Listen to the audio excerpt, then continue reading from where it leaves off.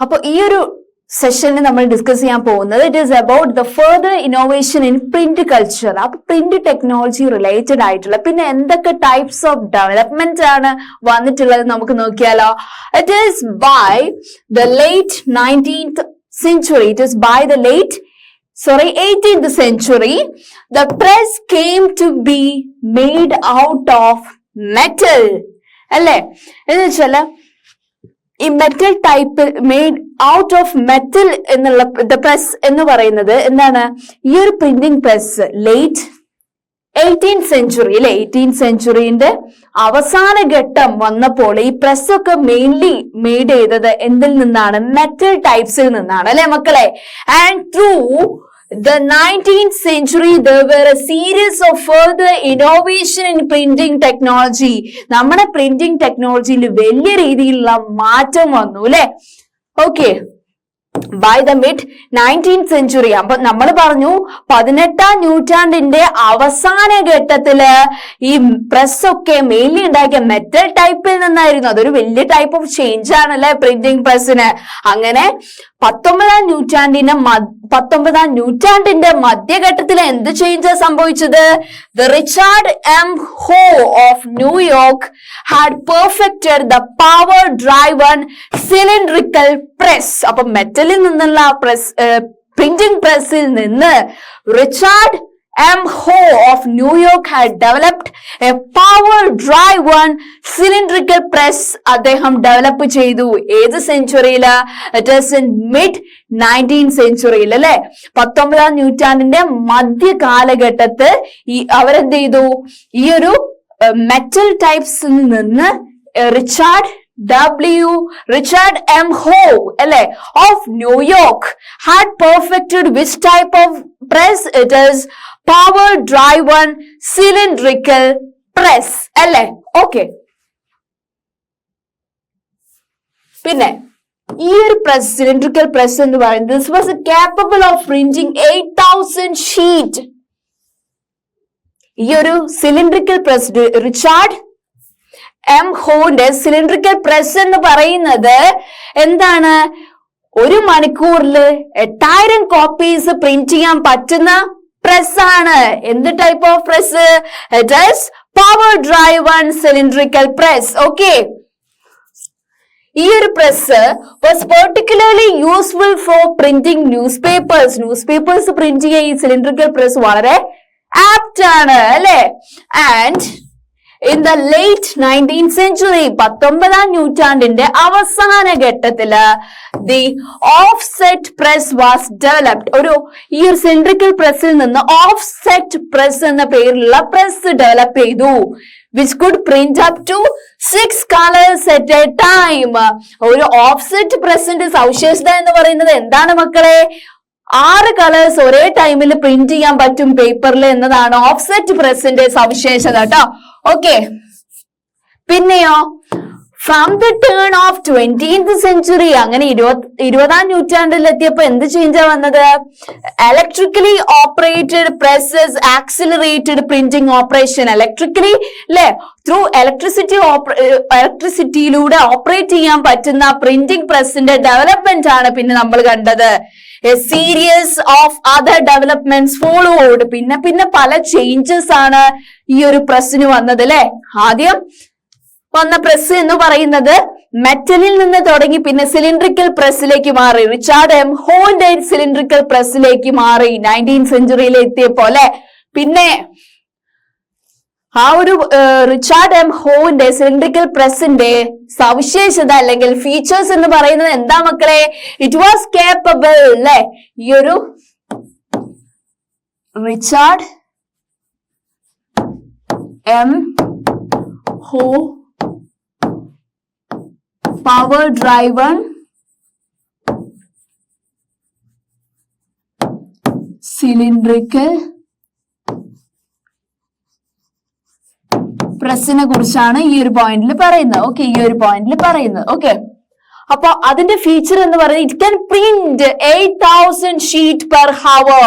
ഒരു മണിക്കൂറിൽ 8000 sheet print ചെയ്യാൻ പറ്റും. Okay, it is also useful for printing the newspapers. Okay, newspapers print ചെയ്യാനും വളരെ ആപ്റ്റ് ആണ് റിച്ചാർഡ് എം ഹോന്റെ പവർ ഡ്രൈവൺ സിലിണ്ടറിക്കൽ പ്രസ് എന്ന് നമ്മൾ പറഞ്ഞു. പിന്നെ 19ാം നൂറ്റാണ്ടില് ഈ ഒരു പവർ ഡ്രൈവൺ സിലിണ്ടറിക്കൽ പ്രസ് പോലെ മറ്റൊരു പ്രസിന്റെ ഡെവലപ്മെന്റ് കൂടിയായിരുന്നു. It is offset press. Okay, offset press. Okay, offset പ്രസിന്റെ പ്രത്യേകത എന്താണ്? അതിന്റെ ഫീച്ചേഴ്സ് എന്താണ്? Features of offset press. Okay, offset പ്രസിന്റെ ഫീച്ചേഴ്സ് എന്താണ്? It could print up to 6 colors at a time. ഒരേ ടൈമിൽ 6 colors നമുക്ക് പ്രിന്റ് ചെയ്യാൻ പറ്റും പേപ്പറിൽ എന്നാണ് പറയുന്നത്. Okay, and from the turn of 20th century 20ാം നൂറ്റാണ്ടായപ്പോ നമുക്ക് എന്ത് ടൈപ്പ് ഓഫ് പ്രസ് ആണ് കിട്ടിയത്? It is the development of electrically operated press. Okay, പിന്നെ എന്ത് വന്നു? ഈ പേപ്പറിന്റെ ക്വാളിറ്റി കൂടി വന്നു അല്ലെ? അപ്പൊ എന്താണ്? The methods of feeding paper is also improved. Okay, and the quality of plates become better. എന്ന് വെച്ചാൽ ആദ്യം മെറ്റൽസ് ടൈപ്പ് അല്ലെങ്കിൽ സിലിണ്ടറിക്കൽ പ്രസ്സിലൊക്കെ വന്നിട്ടുള്ള പ്ലേറ്റ്സിൽ നിന്ന് വളരെ നല്ല രീതിയിലുള്ള ക്വാളിറ്റി ഉള്ള പ്ലേറ്റ്സ് യൂസ് ചെയ്യാൻ തുടങ്ങി. And automatic paper reels use ചെയ്യാൻ തുടങ്ങി. അതുപോലെ തന്നെ photo electric controls of the colour register എന്ന് വെച്ചാൽ പല ടൈപ്സ് ഓഫ് കളർ ഒരേ രീതിയിൽ വരുത്തുന്ന photo electric controls of colour register also were introduced. Okay, ഇതൊക്കെ എന്താണ്? ഫീച്ചേഴ്സ് ഓഫ്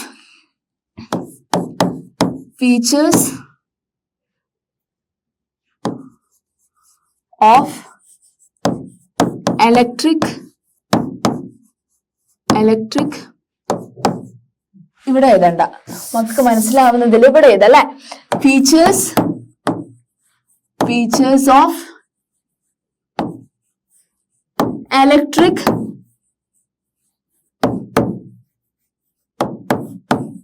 ഇലക്ട്രിക് പ്രസിന്റെ ഫീച്ചേഴ്സ് ഓരോന്നായിട്ട് വരികയാണ്.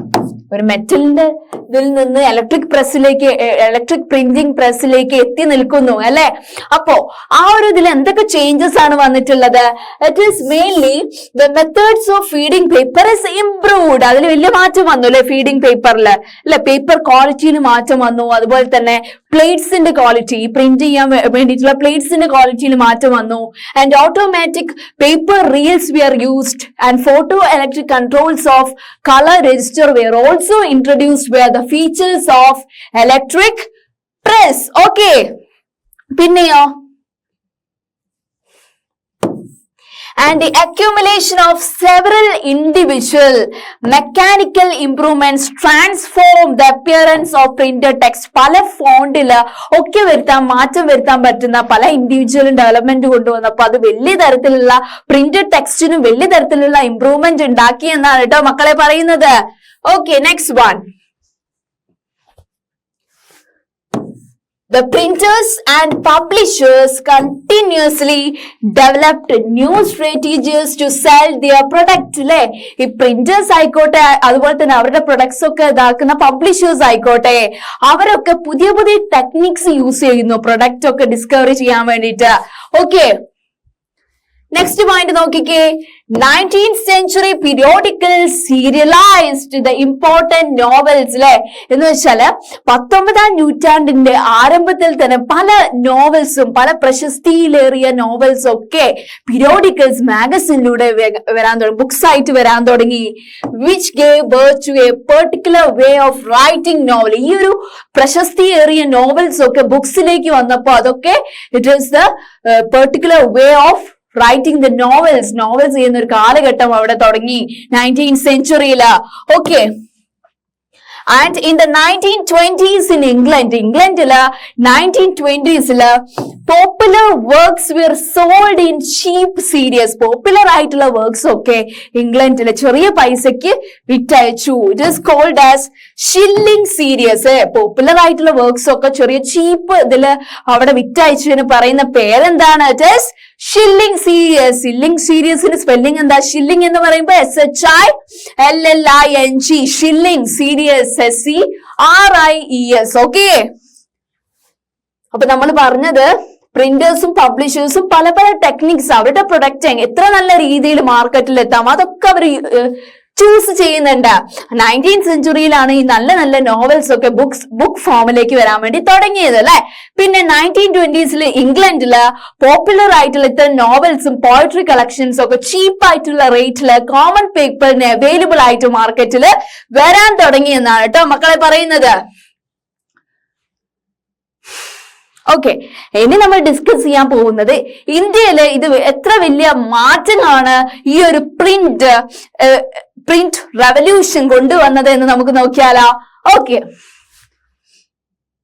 India and the world of print, manuscripts before the age of print. അത് ഫസ്റ്റ് തൊട്ട് പറയാണ് കേട്ടോ, ഇന്ത്യയുടെ മാനുസ്ക്രിപ്റ്റ്സ് തൊട്ട് എവിടെ ഇപ്പോ പ്രിന്റിംഗ് ഇതില് സ്റ്റേജസിൽ നമ്മൾ എത്തി നിൽക്കുന്നു എന്നാണ് പറയാൻ പോകുന്നത്. Okay, first step, India had a very rich and old tradition of handwritten manuscripts. അല്ലെ, ഇന്ത്യയിൽ പല ടൈപ്സ് ഓഫ് മാനുസ്ക്രിപ്റ്റ്സ് നമ്മൾ എഴുതാറുണ്ടായിരുന്നു ഹാൻഡ് റിട്ടൺ ആയിട്ടുള്ള. ഏതൊക്കെ language? In Sanskrit, in Arabic and in Persian as well as in various vernacular languages-ലും നമ്മൾ manuscripts എഴുതാറുണ്ടായിരുന്നു. ഈ മാനുസ്ക്രിപ്റ്റ്സ് ഒക്കെ എഴുതാറുണ്ടായിരുന്നത് ഏതിലായിരുന്നു മക്കളെ? Manuscripts were copied on palm leaves. അല്ലെ, പാം ലീവ്സിലായിരുന്നു മാനുസ്ക്രിപ്റ്റ്സ് ഒക്കെ നമ്മുടെ ഇന്ത്യയിൽ എഴുതിയിരുന്നത് അല്ലെ. അതുപോലെ തന്നെ ഹാൻഡ് മെയ്ഡ് പേപ്പേഴ്സിലായിരുന്നു മാനുസ്ക്രിപ്റ്റ്സ് ഒക്കെ കോപ്പി ചെയ്തിരുന്നത്. ഓക്കെ, ആ കോപ്പി ചെയ്യാൻ വേണ്ടിയിട്ട് സ്ക്രൈബ്സും അവിടെ അവൈലബിൾ ആയിരുന്നു അല്ലെ. ഒരു ഇതിൽ നിന്ന് മറ്റൊരു ഇതിലേക്ക് പാം ലീവ്സിലേക്ക് എടുത്ത് എഴുതാണ് ചെയ്തിരുന്നത്. Okay, pages were sometimes beautifully illustrated. Hand written ആയതുകൊണ്ട് ഈ പേജസ് ഒക്കെ ബ്യൂട്ടിഫുള്ളി പെയിന്റ് ചെയ്ത് അട്രാക്റ്റീവ് ആക്കുമായിരുന്നു എന്നാണ് ഇതിൽ പറയുന്നത് അല്ലെ. ഇന്ത്യക്ക് റിച്ച് ആയിട്ടുള്ള ഒരു ട്രഡീഷൻ ഉണ്ടായിരുന്നു, ഒരു ഹാൻഡ് റിട്ടൺ മാനുസ്ക്രിപ്റ്റില് പല ഭാഷകളിലായിട്ട് എഴുതിയിരുന്നു എന്നാണ് പറയുന്നത്. ഇറ്റ് ഇസ് ഇൻ ഏതൊക്കെ ലാംഗ്വേജസിലായിട്ട്? It is in Sanskrit, Arabic and Persian and also in vernacular languages. Okay, പിന്നെ മാനുസ്ക്രിപ്റ്റ്സ് കോപ്പി ചെയ്തിരുന്നത് എന്തിലായിരുന്നു? It is on palm leaves. Okay, or on handmade paper. അതുപോലെ തന്നെ പേജസ് ഒക്കെ ബ്യൂട്ടിഫുള്ളി അട്രാക്റ്റീവ് ആക്കിയിരുന്നു എന്നാണ് പറയുന്നത്. ഓക്കെ, ഇതാണ് manuscript. Okay, in Sanskrit manuscripts of ഇന്ത്യയിലെ മാനുസ്ക്രിപ്റ്റ് ആണ് കേട്ടോ. Okay, next one. Okay, they would be either pressed between wooden covers or sewn together to ensure preservation. അല്ലെ, പണ്ട് എന്തായിരുന്നു? ഈ വുഡൻ കവേഴ്സ് വെച്ചിട്ട് പ്രൊട്ടക്ട് ചെയ്തിരുന്നു ഇങ്ങനെയുള്ള മാനുസ്ക്രിപ്റ്റ്. പിന്നെയോ ഈ വുഡൻ കവേഴ്സിലൊക്കെ എഴുതി വെക്കുമായിരുന്നു. അതുപോലെ തന്നെ തുന്നിച്ചേർത്തുള്ള താലിയോല പാം ലീവ്സിലൊക്കെ അങ്ങനെ ആക്കിയിട്ടാണ് മാനുസ്ക്രിപ്റ്റ് ഒക്കെ പണ്ട് നമ്മൾ പ്രിസർവ് ചെയ്തിരുന്നത്, സൂക്ഷിച്ചിരുന്നത് എന്നാണ് കേട്ടോ മക്കളെ പറയുന്നത്. പിന്നെയോ manuscripts were continued to be produced till well after the introduction of print. Printing press ഒക്കെ വരുന്നതിന് തൊട്ട് മുമ്പ് വരെ നമ്മൾ മാനുസ്ക്രിപ്റ്റ് കുറെ പ്രൊഡ്യൂസ് ചെയ്തിരുന്നു എന്നാണ് കേട്ടോ മക്കളെ പറയുന്നത്. ഓക്കെ, അതിനെ ഡൗൺ ടു അല്ലെ 19th സെഞ്ചുറിന്റെ അവസാന ഘട്ടം വരെ നമ്മൾ മാനുസ്ക്രിപ്റ്റ് പ്രൊഡ്യൂസ് ചെയ്തിരുന്നു എന്നാണ് പറയുന്നത്. Okay, and manuscripts were highly expensive and fragile. ഇത് മാനുസ്ക്രിപ്റ്റ് എന്ന് പറയുന്ന അത്രയും വലിയ വിലപിടിപ്പുള്ള സാധനമാണ്. അതുപോലെ തന്നെ നമ്മൾ ട്രാവൽ ചെയ്യുന്ന സ്ഥലത്തൊക്കെ നമ്മൾ അത് കൊണ്ടു നടക്കാൻ പറ്റുമോ? ഇല്ല അല്ലെ. അങ്ങനെയാണ് പ്രിന്റിംഗ് പ്രസിന്റെ വരവ് എവിടെ വന്നത്? ഇന്ത്യയിൽ വരാൻ തുടങ്ങിയത്. എന്തൊക്കെയാ നോക്കാല്ലേ. Okay, even though pre-colonial Bengal had developed an extensive network of village primary schools, students very often did not read text. They only learned to write. അങ്ങനെ ബംഗാളില് ചെറിയ ചെറിയ ഗ്രാമങ്ങളില് സ്കൂളൊക്കെ ഉണ്ടാക്കിട്ടോ. അപ്പൊ അവിടെയുള്ള കുട്ടികൾ ആദ്യം വായിക്കാനാണോ, ടെക്സ്റ്റ് വായിക്കാനാണോ ഇൻട്രസ്റ്റ് കാണിച്ചത്? അല്ല അല്ലെ, എഴുതാനായിരുന്നു ആദ്യം അവർ പഠിച്ചത്. And teachers dictated the portions of text from memory and students wrote them down. അവരെന്ത് ചെയ്യും? ടീച്ചേഴ്സ് ആണ് പിന്നെ ടെക്സ്റ്റിലുള്ള ഓരോ പോർഷൻസ് അവരെ വായിച്ചു പഠിപ്പിക്കുന്നതും അവരത് നോട്ടുകളിൽ എഴുതാൻ തുടങ്ങുന്നതും. ഓക്കെ, ഇനി നമ്മൾ പറയാൻ പോകുന്നത് how the print revolution has comes to India. ഇന്ത്യയിലേക്ക് അതിന് കടന്നു വരുമ്പോൾ എങ്ങനെയായിരുന്നു എന്നാണ് നോക്കിയാലോ. ഇന്ത്യയിൽ ഫസ്റ്റ് പ്രിന്റിംഗ് പ്രസ് വന്നത് എവിടെയാ? The printing press first came to Goa with the Portuguese missionaries in the mid 16th centuries. അല്ലേ? എന്ന് വെച്ചാല് ഈ 16ാം നൂറ്റാണ്ടിന്റെ മധ്യഘട്ടത്തിലാണ് ഗോവയില് പ്രിന്റിംഗ് പ്രസ് ഫസ്റ്റ് വന്നത്. വിത്ത് ദ ക്രിസ്ത്യൻ പോർച്ചുഗീസ് മിഷണറീസിന്റെ കൂടെയാണ് ആ പ്രിന്റിംഗ് പ്രസിന്റെ വരവ് എവിടെ? ഗോവയില്. Okay, and Jesuit priest learned Konkani and printed several tracts. അങ്ങനെ പ്രിന്റിംഗ് പ്രസ്സിലൂടെ പല ബുക്സും എന്താണ് ഇതാക്കാൻ വേണ്ടി അവിടെയുള്ള പ്രീസ്റ്റ്, ഗോവയിലുള്ള പ്രീസ്റ്റ് കൊങ്കണി പഠിക്കുകയും പല ട്രാക്സ് അവർ പ്രിന്റ് ചെയ്യുകയും ചെയ്തു ഈ പ്രിന്റിംഗ് പ്രസ് യൂസ് ചെയ്തിട്ട്. ഓക്കെ, പിന്നെയോ അങ്ങനെ 1674 about 50 books had been printed in Konkani.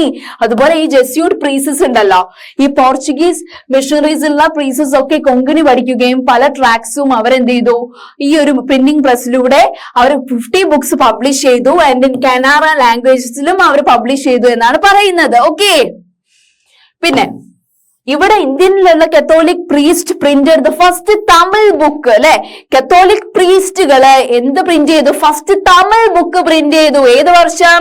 1579. എവിടെ? അറ്റ് കൊച്ചിൻ. ഓക്കെ, പിന്നെ 1713 the first Malayalam book print ചെയ്തത്. ഓക്കെ, അപ്പൊ നമ്മൾ പറഞ്ഞു ഗോവയിലാണ് ഫസ്റ്റ് പ്രിന്റിംഗ് പ്രസ് വന്നത് അല്ലെ, with the Portuguese missionaries in the mid 16th സെഞ്ചുറിയിലാണ് അവർ വന്നത്. അങ്ങനെ ഈ പോർച്ചുഗീസ് മിഷണറീസിലെ പ്രീസ്റ്റ് കൊങ്കണി പഠിക്കുകയും അങ്ങനെ സെവറൽ ട്രാക്സ് അവർ പ്രിന്റ് ചെയ്യുകയും ചെയ്തു. അങ്ങനെ 1579 കൊച്ചിനിലെ ഈ പ്രീസ്റ്റ് ഫസ്റ്റ് തമിഴ് ബുക്ക് ഇറക്കി. അതുപോലെ തന്നെ 1713 ഫസ്റ്റ് മലയാളം ബുക്കും അവർ പ്രിന്റ് ചെയ്തു എന്നാണ് പറയുന്നത്. ഓക്കെ, ഓക്കെ, ഇൻ 1710 എന്നുള്ള വർഷമായപ്പോൾ Dutch Protestant missionaries Dutch Protestant missionaries had printed 32 Tamil text അവർ പ്രിന്റ് ചെയ്തു. ഡച്ചിൽ നിന്നുള്ള പ്രൊട്ടസ്റ്റന്റ് മിഷണറീസ് എത്ര പ്രിന്റ് ചെയ്തു എന്നാ പറയുന്നത്? എത്ര തമിഴ് ടെക്സ്റ്റ് പ്രിന്റ് ചെയ്തു? 1710 32 തമിഴ് ടെക്സ്റ്റ് പ്രിന്റ് ചെയ്തു. മെനി ഓഫ് ദം എന്ന് പറയുന്നത് it is translation of old works ആയിരുന്നു. കുറെ വർക്ക്സ് എന്ന് പറയുന്നത് പണ്ട് ആളുകൾ എഴുതിയിട്ടുള്ള പല സ്കോളേഴ്സ് എഴുതിയിട്ടുള്ള ബുക്സ് ട്രാൻസ്ലേറ്റ് ചെയ്യുകയായിരുന്നു എന്നാണ് പറയുന്നത്. Okay, the English language press did not grow in India. English language press ഇന്ത്യയിൽ എന്തായില്ല? വന്നിട്ടില്ലായിരുന്നു. ആളുകൾക്ക് ആ ലാംഗ്വേജുമായിട്ട് അത്ര ഒരു ഫ്രണ്ട്ഷിപ്പിലെത്തിയില്ലായിരുന്നു. അപ്പോ വേറെ സ്ഥലത്തുള്ള കൺട്രിയിലുള്ള ആളുകൾ നമ്മുടെ ഭാഷ മനസ്സിലാക്കി പഠിച്ചിട്ട് അവര് ബുക്സ് പ്രിന്റ് ചെയ്യുകയാണ് ചെയ്തിരുന്നത് അല്ലെ. ഓക്കെ, അങ്ങനെ till quite late, even though കുറച്ച് ലേറ്റ് ആണെങ്കിൽ ലേറ്റസ്റ്റ് വരവേ എന്ന് പറയുന്ന പോലെ ആര് വന്നു? the English East India Company began to import press from the late 17th century. അങ്ങനെ 17ാം നൂറ്റാണ്ട് അവസാനമായപ്പോ ഈസ്റ്റ് ഇന്ത്യ കമ്പനി ബ്രിട്ടീഷുകാര് പ്രസ്, പുതിയ പ്രിന്റിംഗ് പ്രസ് നമ്മുടെ ഇന്ത്യയിലേക്ക് കൊണ്ടുവന്നു അല്ലെ. ഓക്കെ, അങ്ങനെയാണ് 1780 James Augustus hiki began to edit the Bengal Gazette, a weekly magazine that described itself as a commercial paper open to all but influenced by none. അങ്ങനെ 1780 James Augustus hiki began to edit the Bengal Gazette എന്ന് പറയുന്നത് എന്താണ്? ഒരു weekly magazine ആണ്.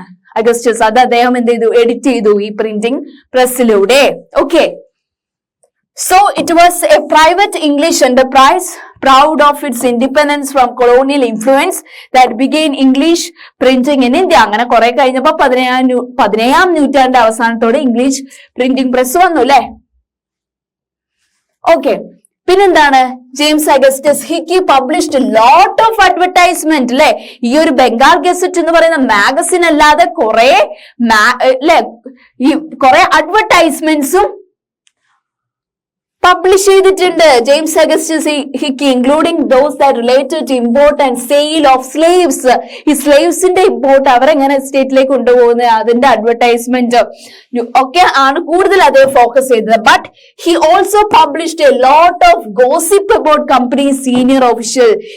ഈ ബ്രിട്ടീഷുകാരെ കമ്പനീസിലെ ഒഫീഷ്യൽസിനെ കുറിച്ച് ഗോസിപ്പും എഴുതിയിരുന്നു ജെയിംസ് അഗസ്റ്റസ് ഹിക്കി എന്നാണ് പറയുന്നത്. ഈ സ്ലേവ്സിനെ കുറിച്ച് അഡ്വർടൈസ്മെന്റ് ചെയ്തു, അതുപോലെ തന്നെ കമ്പനീസ് ഒഫീഷ്യൽസിനെ കുറിച്ച് ഗോസിപ്പും ആരും എഴുതുമായിരുന്നു എന്നാണ് പറയുന്നത്. മാഗസീൻസിൽ ജെയിംസ് അഗസ്റ്റസ് ഹിക്കി എഴുതുമായിരുന്നു. ഓക്കെ, ഇതിൽ ദേഷ്യപ്പെട്ടിട്ട് ദ ഗവർണർ ജനറൽ ആയിട്ടുള്ള Warren Hastings persecuted Hickey and encouraged the publication of officially sanctioned newspaper that could counter the flow of information that damaged the image of the colonial government.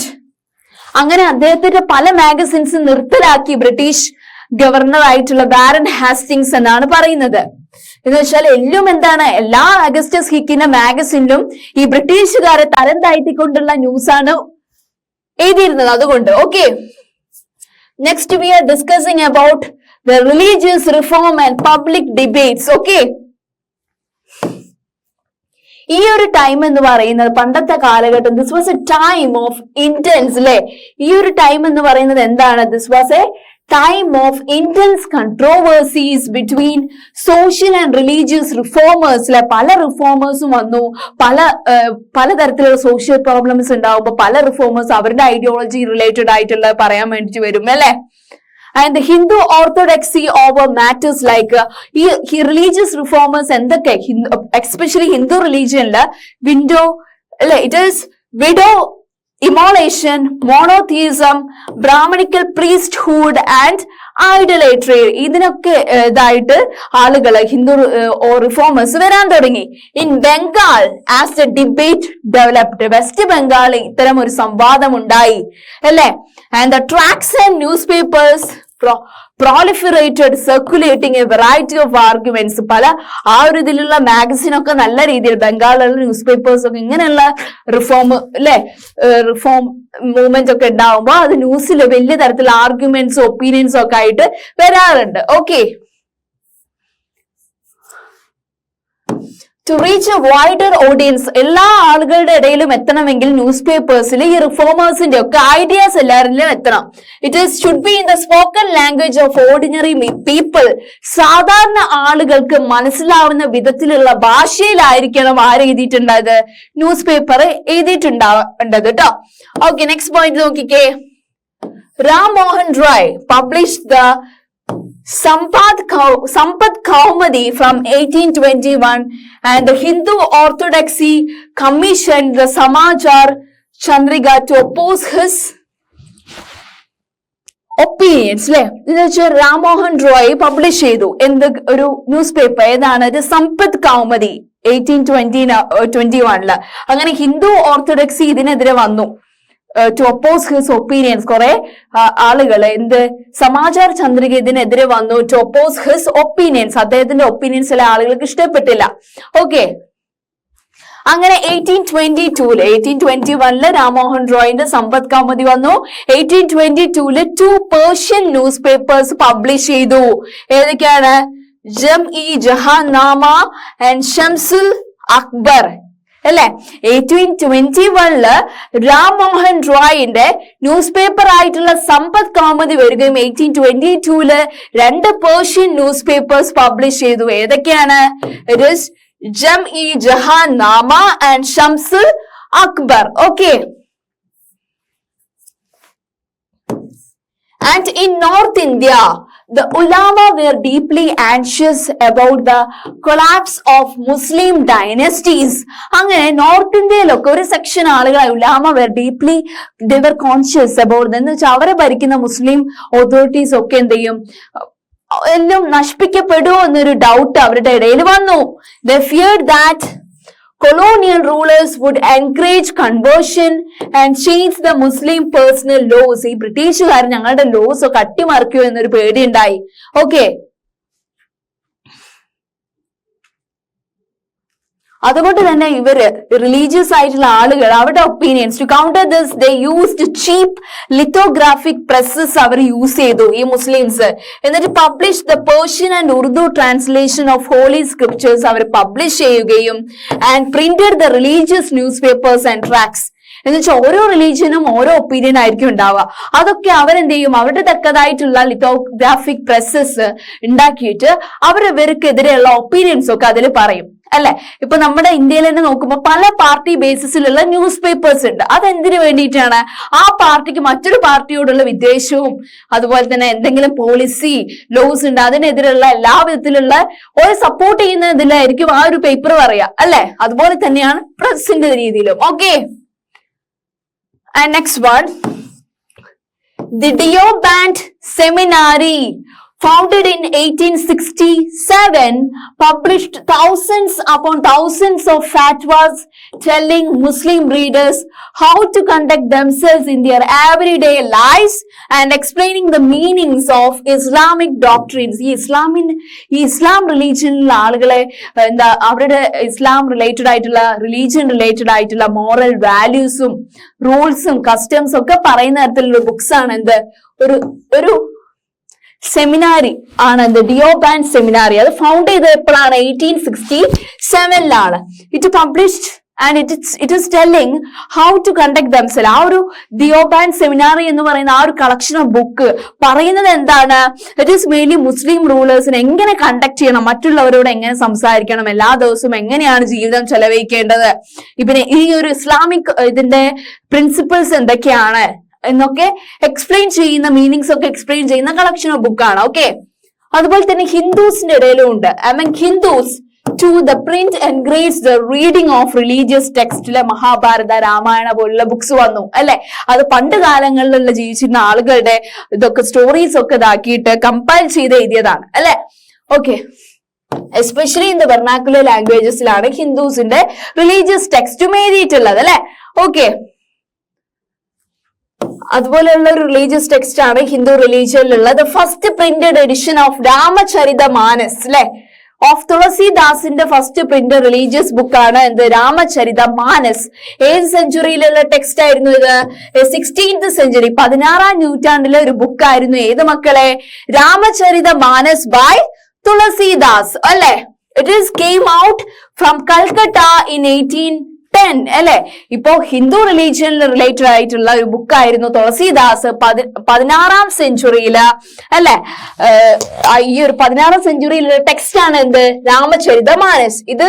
ഇത് കൽക്കട്ടയിലേക്ക്, ഇത് പുറത്തേക്ക് എത്തിയത് publish ചെയ്തത് from Calcutta in 1810. Okay, and by the mid 19th century, അങ്ങനെ 19ാം നൂറ്റാണ്ടിന്റെ മധ്യഘട്ടത്തില് cheap lithographic editions flooded the north Indian markets എന്നാണ് പറയുന്നത്.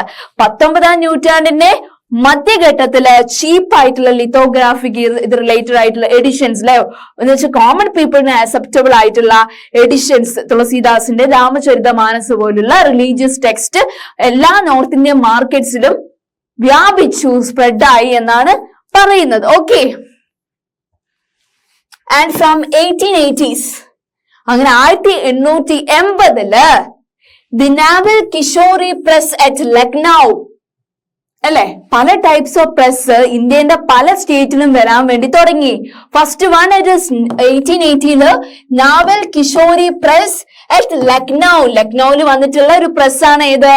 നാവൽ കിഷോറി പ്രസ്. പിന്നെയോ and second one Shri Venkateshwara press. അതെവിടെയാണ് വന്നിട്ടുള്ളത് മക്കളെ? Second one the Venkateshwara press came in Bombay. The Nawal Kishore press വന്നത് എപ്പോഴാണ്? ലക്നൌവിലാണ്. It publish numerous religious text in vernaculars. ഈ ഒരു നാവൽ കിഷോറി പ്രസ്സും ലക്നൌവിലുള്ള നാവൽ കിഷോറി പ്രസ്സും അതുപോലെ തന്നെ ബോംബെയിലുള്ള വെങ്കടേശ്വര പ്രസ്സും പബ്ലിഷ് ചെയ്തത് എന്തിനെ കുറിച്ചാണ്? It is about the religious text അല്ലെ. റിലീജിയസ് ടെക്സ്റ്റ് ആണ് ഈ രണ്ട് പ്രസ്സും പബ്ലിഷ് ചെയ്തിരുന്നത് എന്നാണ് പറയുന്നത്. Okay, And this could be read easily by the faithful at any place and time. They could also be read out to large groups of illiterate men and women. അത്ര സാധാരണ ആളുകൾക്ക് മനസ്സിലാവുന്ന രീതിയിലുള്ള റിലീജിയസ് ടെക്സ്റ്റ് ആയിരുന്നു publish ചെയ്തിരുന്നത്. Okay, ഇനി next നമ്മൾ discuss ചെയ്യാൻ പോകുന്ന ടോപ്പിക് എന്ന് പറയുന്നത് എന്താണ്? New forms and publication. It is A new forms of publication. Okay, അപ്പൊ എന്തൊക്കെ ടൈപ്പ് ഓഫ് പബ്ലിക്കേഷൻസ് ആണ് പിന്നെ ത്രൂ പ്രിന്റിംഗ് പ്രസ്സിലൂടെ വന്നത് എന്നാണ് കേട്ടോ ഈ ഒരു ഇതില് നമ്മൾ ഡിസ്കസ് ചെയ്യാൻ പോകുന്നത്. അപ്പൊ നോക്കുക, other new literary forms also entered the world of reading. വായനക്കാരുടെ ഇടയിലേക്ക് പുതിയൊരു സസ്പെൻസ് ത്രില്ലർ പോലെ പല ടൈപ്സ് ഓഫ് ടോപ്പിക്സ് റിലേറ്റഡ് ആയിട്ടുള്ള പല ടൈപ്സ് ഓഫ് ഇത് വന്നു, ഫോംസ് ഓഫ് തിങ്സ്. എന്തൊക്കെയാണെന്ന് നോക്കിയാലോ, it is mainly lyrics related ആയിട്ട് ലിറിക് പോയട്രി ബുക്സിലെ ബുക്സ് ആയിട്ട് വന്നു. ആൻഡ് ഷോർട്ട് സ്റ്റോറീസ് റിലേറ്റഡ് ആയിട്ടുള്ള ബുക്സ് നമ്മുടെ മുന്നിലേക്ക് വന്നു. And essays about social and political matters related ആയിട്ടുള്ള ബുക്സും നമ്മുടെ ഇടയിലേക്ക് വന്നു അല്ലേ? Okay, and in different ways they reinforce the new emphasis on human lives. ഇത് നല്ല രീതിയിൽ മനുഷ്യബന്ധങ്ങളെ അത് നല്ല രീതിയിൽ സ്വാധീനിച്ചു എന്നാണ് പറയുന്നത്. And also the intimate feelings, നമുക്കുള്ള ഇമോഷണൽ ഫീലിംഗ്സിനെ എഫക്ട് ചെയ്യുന്ന തരത്തിലുള്ള എന്താണ് ഷോർട്ട് സ്റ്റോറീസും ഫാന്റസി സ്റ്റോറീസ് അഡ്വഞ്ചർ സ്റ്റോറീസ് ഒക്കെ വന്നു എന്നാണ് പറയുന്നത്. ആൻഡ് ഇൻസ്പിറേഷണൽ സ്റ്റോറീസും ഉണ്ട് അല്ലെ, about the political and social rules that shaped such things അല്ലെ. അതുപോലെ തന്നെ ബുക്സ് എന്ന് പറയുന്നത് മെയിൻലി എന്താണ്, പൊളിറ്റിക്കൽ ആൻഡ് സോഷ്യൽ റൂൾസിനെ കുറിച്ചുള്ള ബുക്സ് ഒക്കെ നമ്മുടെ നല്ല രീതിയിൽ നമ്മളെ അറിവുള്ളവരാക്കി അതിനെ കുറിച്ചൊക്കെ അറിവ് പകർന്നു നൽകിയില്ലേ ഈ ബുക്സ് ഒക്കെ. ഓക്കെ, അതുപോലെ തന്നെ മറ്റൊരു ഇന്നോവേഷൻ ആണ് painters like Raja Ravi Varma produced images for mass circulation അല്ലെ.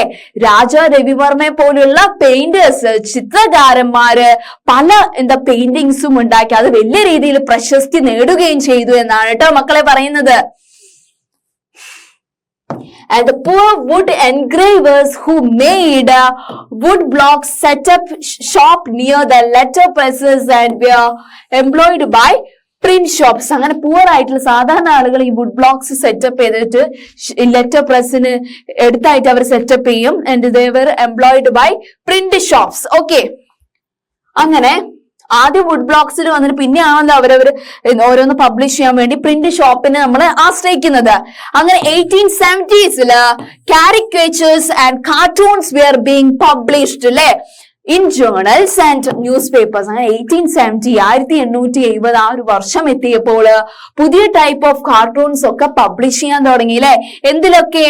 പല ടൈപ്സ് ഓഫ് മാഗസിൻസില് അതുപോലെ തന്നെ ന്യൂസ് പേപ്പേഴ്സിലൊക്കെ പിക്ചേഴ്സ് വിഷ്വൽ ഇമേജസ് ഒക്കെ വരാൻ തുടങ്ങി ആളുകളെ അട്രാക്ട് ചെയ്യാൻ വേണ്ടിയിട്ട് അല്ലെ.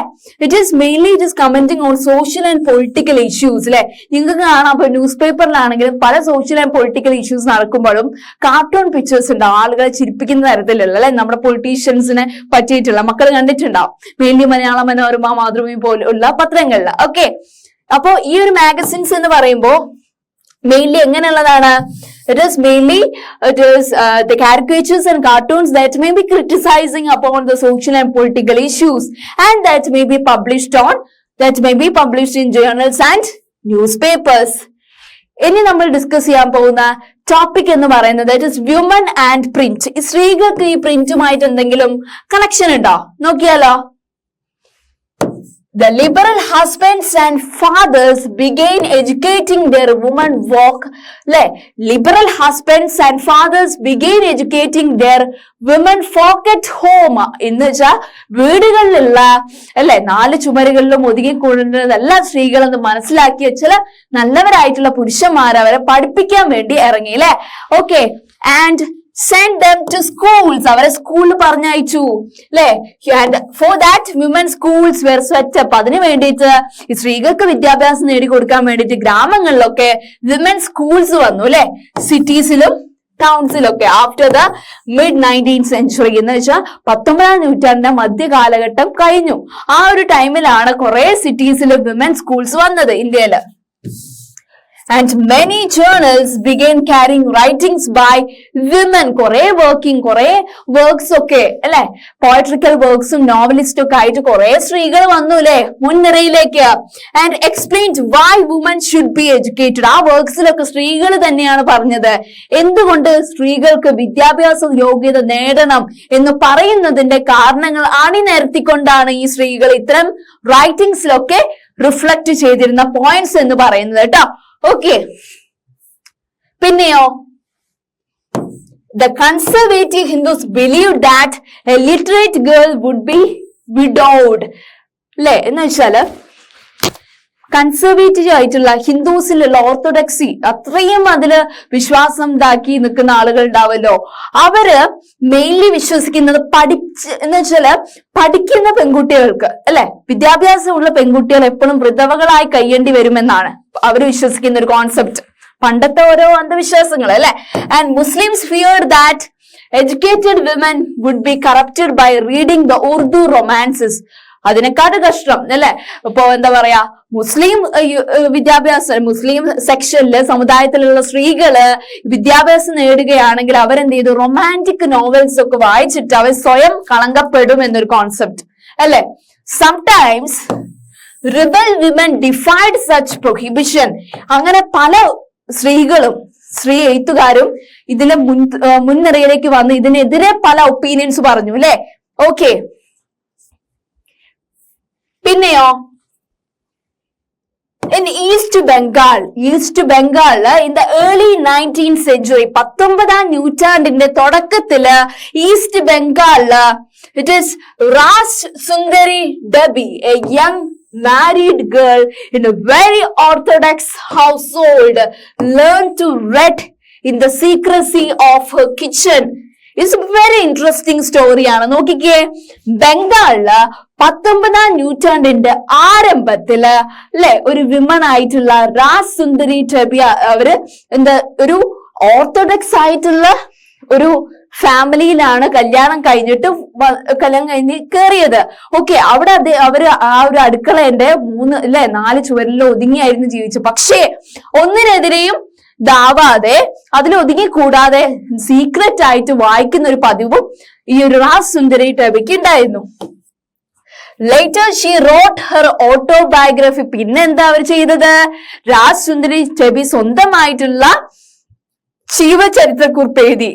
It is Amar Jiban. Publish ചെയ്തത് എപ്പോഴാണ്? ഇറ്റ് ഈസ് ഇൻ 1876 പബ്ലിഷ് ചെയ്തത്. ഓക്കെ, ആ ഒരു ഓട്ടോബയോഗ്രഫി.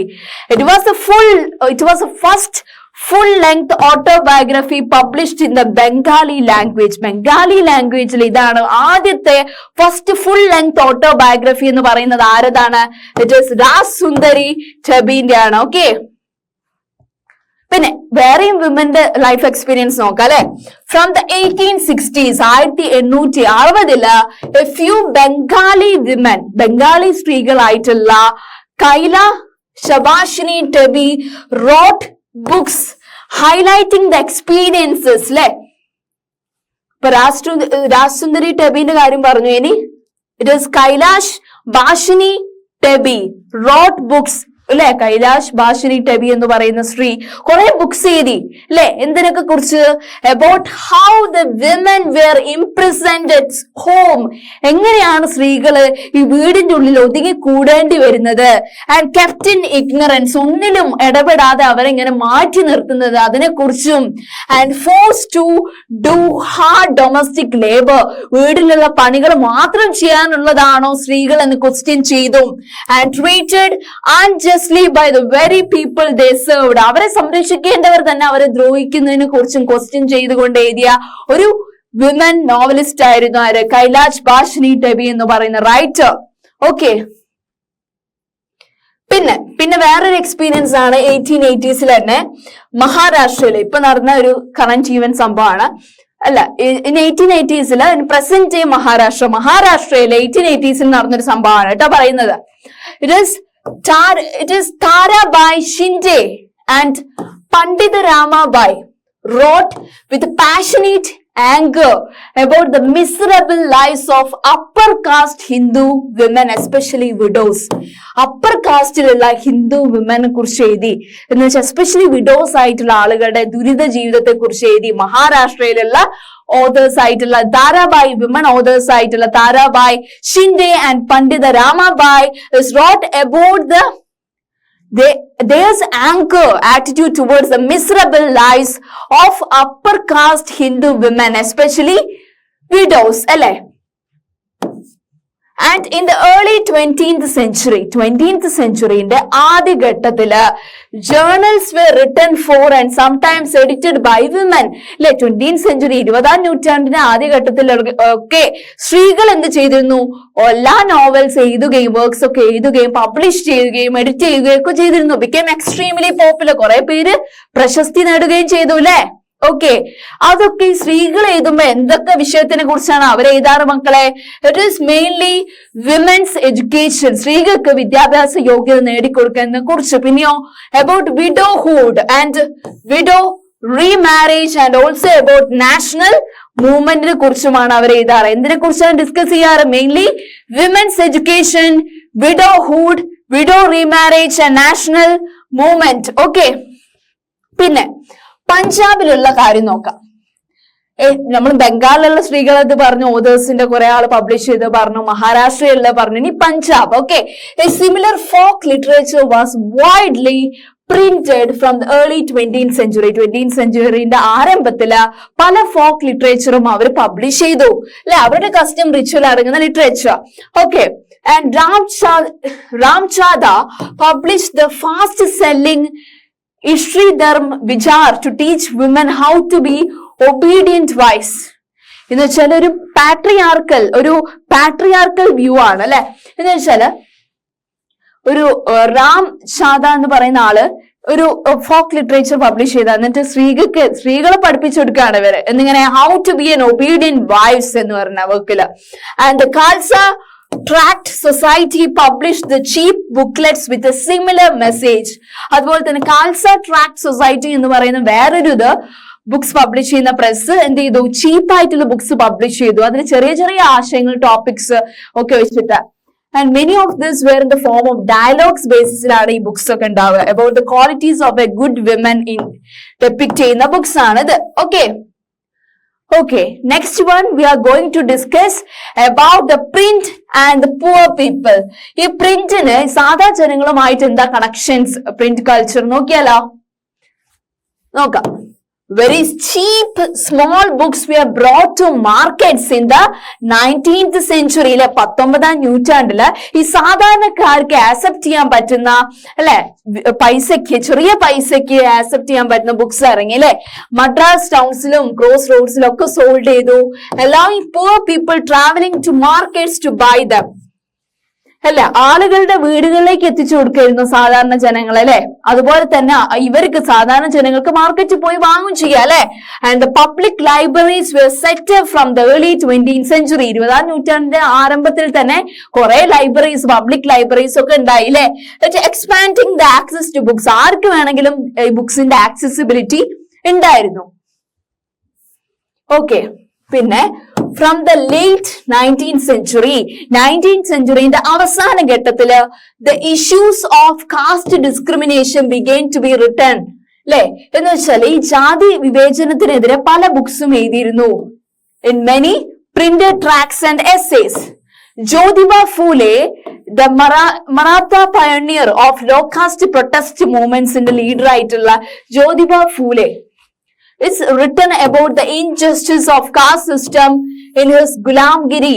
എന്ന് വെച്ചാൽ അവര് ജീവിച്ചിരുന്ന റീജിയനിലുള്ള അവിടെയുള്ള കാസ്റ്റ് ഇൻജസ്റ്റിസസ് കുറിച്ച് ഒരു വർക്ക് അദ്ദേഹം എഴുതിയിരുന്നു. അവർ എഴുതിയിരുന്നു, ജ്യോതിബ റാവ് ഫൂലെ അവർ എഴുതിയിരുന്നു എന്നാണ് പറയുന്നത്. അവര് Jyotiba Rao Phule Maratha pioneer of low caste protest movements നടത്തുന്നതാണ്. മെയിൻലി ഗേൾസിന് വേണ്ടിയിട്ട് ഒരു കോളേജ് ഒക്കെ ഓപ്പൺ ചെയ്ത്, സ്കൂൾസ് ഒക്കെ ഓപ്പൺ ചെയ്ത ഒരു വനിതയാണ് അല്ലെ.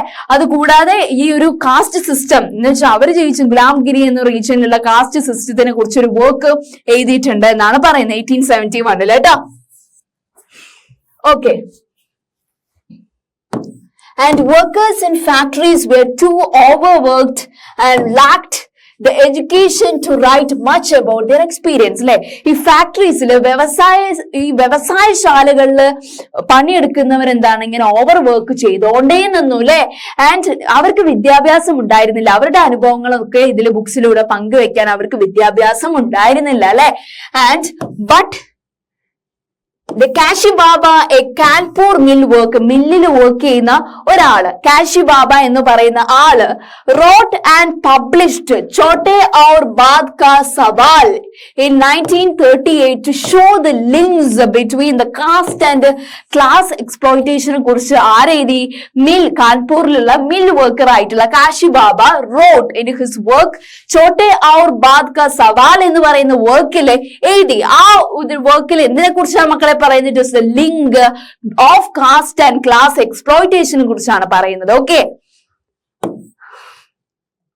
അതുപോലെ തന്നെ the poems of another Kanpur mill worker, ഈ ഒരു കാൺപൂർ മിൽ വർക്കറില് ഈ കാശിബാബനെ പോലെ വേറൊരു കാൺപൂരിലുള്ള മിൽ വർക്കർ ആയിരുന്നു എന്ത്, who wrote under the name of Sudarshan Chakra എന്നാണ്.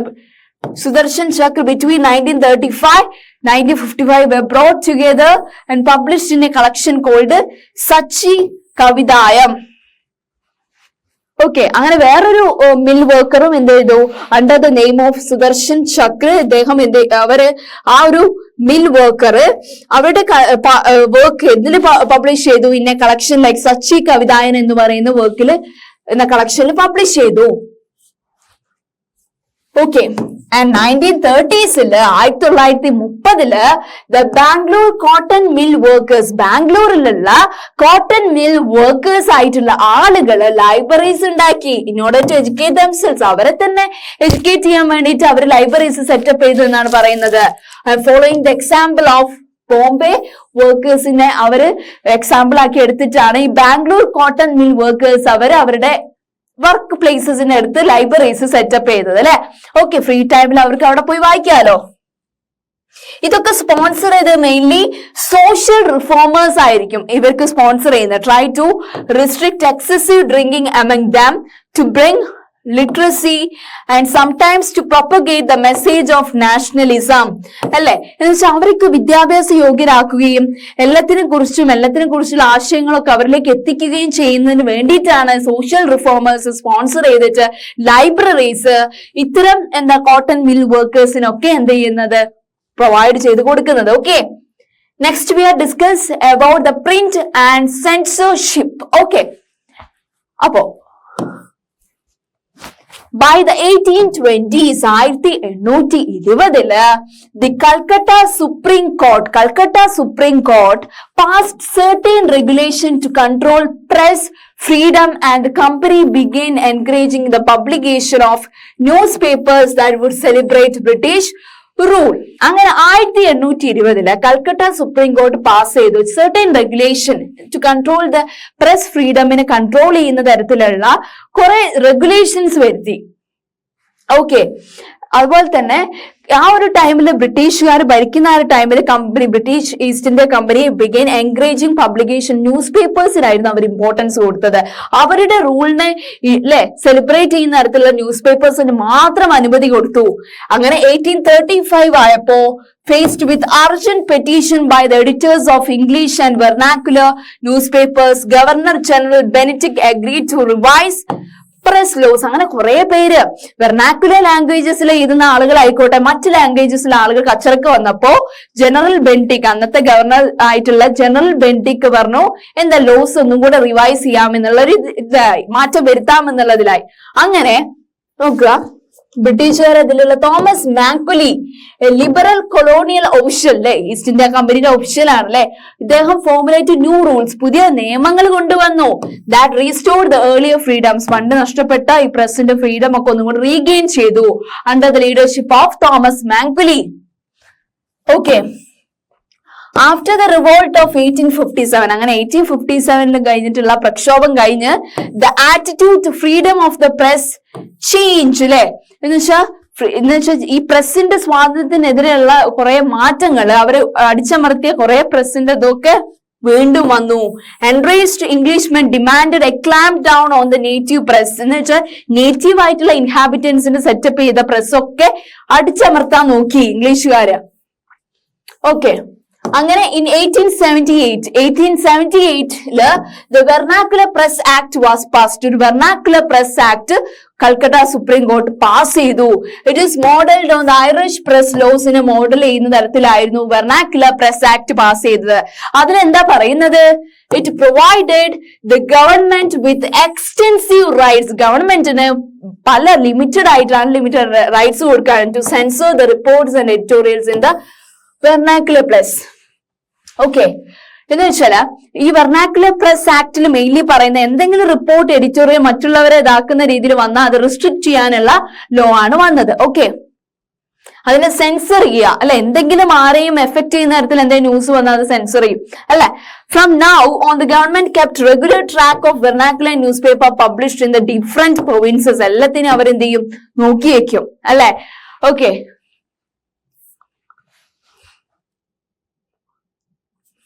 okay, they reported on colonial misrule and encouraged nationalist activities. Mainly newspapers ഒക്കെ mainly report ചെയ്യുന്ന എന്താണ്?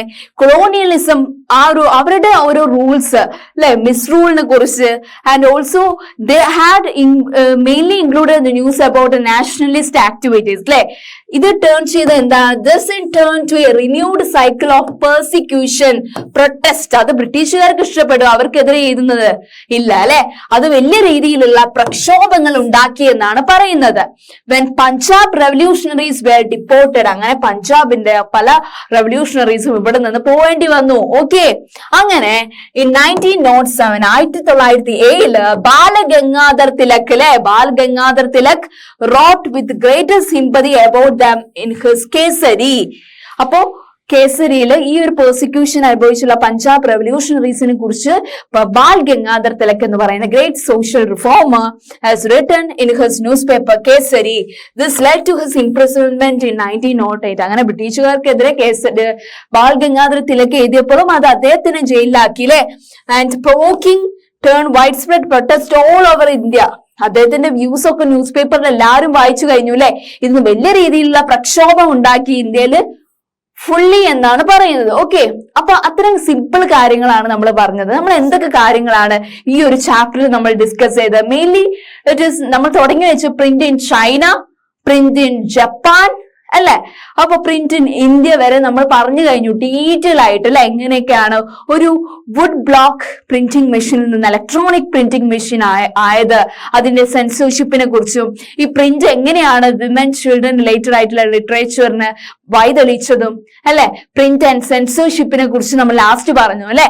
ഇനി നെക്സ്റ്റ് ഒരു ഇൻട്രസ്റ്റിംഗ് ചാപ്റ്റർ ആയിട്ട് നമുക്ക് ഇനിയുള്ള നെക്സ്റ്റ് ക്ലാസ്സിൽ നമുക്ക് കാണാം കേട്ടോ. Thank you.